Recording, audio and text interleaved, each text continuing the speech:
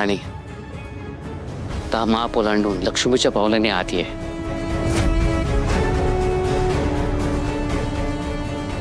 थांबा.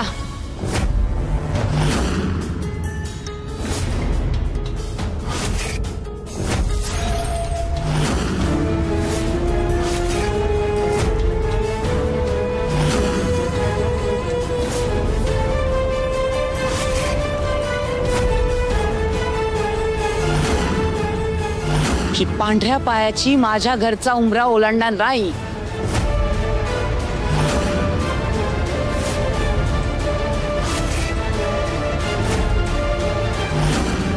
मला ती हलतं सलतं बोलू नका. अहो आनंदाचा क्षण आहे ना, मग त्यावर काय विरजण घालताय? राणीला काय वाटेल जरा तरी विचार करा. तिचा विचार करायला ती कोण आहे? माझी आपली सून आहे ती. मी मानत नाही आणि उभ्या आयुष्यात मानणारही नाही.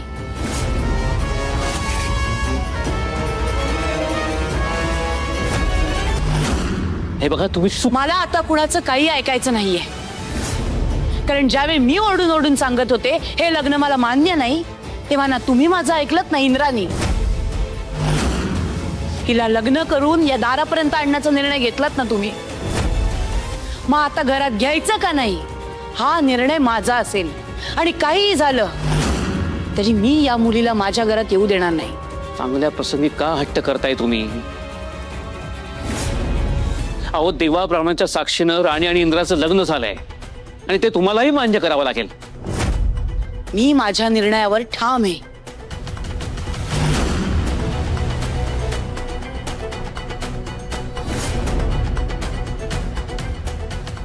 लग्नाच्या मांडवात जेवढा तमाशा झाला तेवढा पुरेसा नव्हता का? आपण काय वागतोय, कोणाशी काय बोलतोय ह्याचं भान ठेवा जरा. तुम्ही मला कितीही समजवण्याचा प्रयत्न केलात तरी आता मी कोणाचंही ऐकणार नाही. आता तुम्हाला माझं ऐकावं लागेल. आई प्लीज असं नको वागूस. येऊ दे राणीला आत.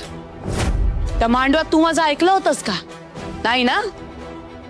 पहिल्यांदा माझ्यावर आवाज चढवलास तेही सगळ्यांसमोर, आणि ते या भिकारड्या पोरीसाठी. आता मी कोणाचं ऐकणार नाही, अगदी तुझंही नाही.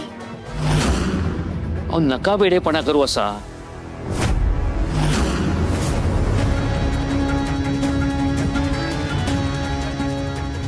ठीक आहे, तुम्हाला राणीचा गृहप्रवेश करायचा नाहीये ना? हरकत नाही, मी हिचा गृहप्रवेश करतो. राणी माप ओलांडणे आत ये. मी बघतो ना तुला कोण अडवतंय.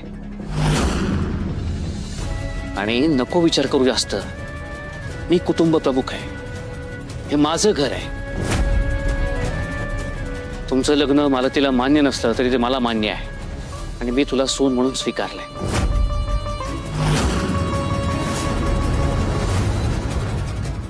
मी सांगतोय तुला, माप ओलांड आणि घरात ये.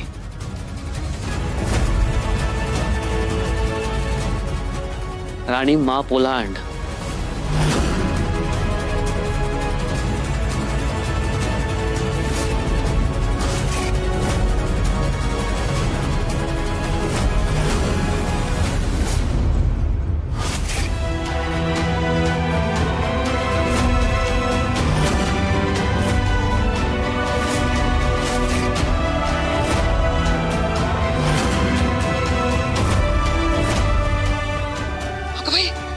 रॉकेल,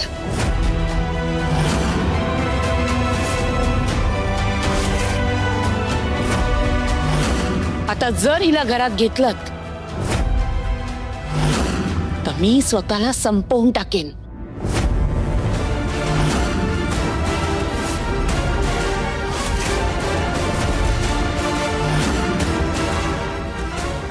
आता तुम्ही ठरवा, तुम्हाला ही हवी आहे का मी हवी आहे?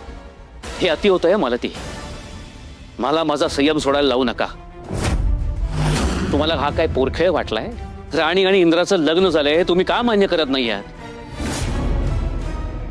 आणि राणी नव्हती लागली इंद्राच्या मागे माझ्याशी लग्न कर म्हणून. इंद्रानं तिला सगळ्यांसमोर स्वीकारलंय पत्नी म्हणून. इंद्रा, अरे तू तरी समजाव गेला. आई प्लीज शांत हो. नको अशी विचित्र वागूस प्लीज. वागेन, कशीही वागेन.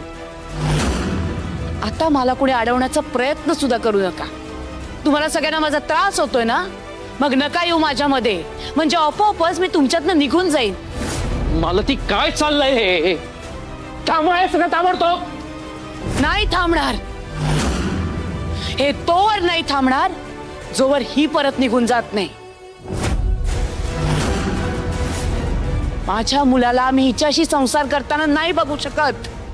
आई तुला कळत नाहीये तू किती चुकीची वागतेस. काय मिळणार आहे तुला हे सगळं करून? आई तुला काही झालं तर आम्ही काय करणार आहोत? थांबव ना हे सगळं प्लीज. बाबा, मालती मॅडमला मी या घरात नकोय, मी जाते.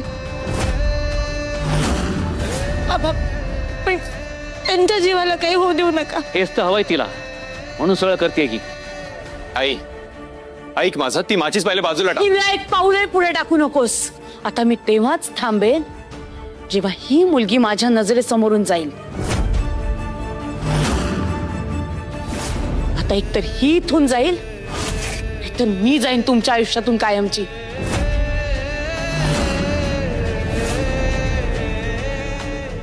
जर तुम्हाला मी हवी असेल तर हिला आत्ताच्या आत्ता इथनं जायला सांगा, आणि जर ही हवी असेल तर मी माझा मार्ग निवडलाय. अगं मम्मा प्लीज ऐक, तू आधी शांत हो आणि ते खाली टाक बघू प्लीज. इंद्रा भाऊजी, यातून काहीतरी मार्ग काढा.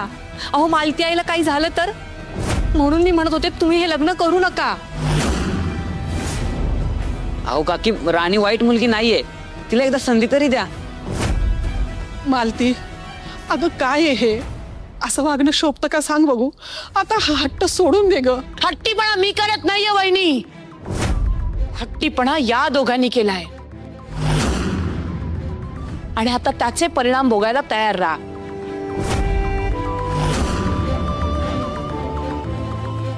आई इंदिरा, आत यायचा प्रयत्न जरी केलात तर ही काडी मी आत्ताच्या आत्ता फेकून देईन.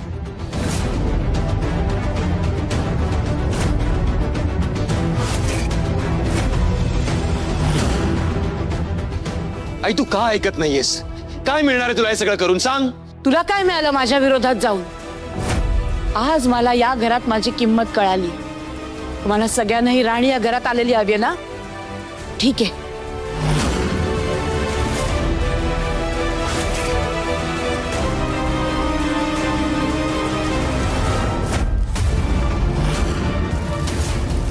हा,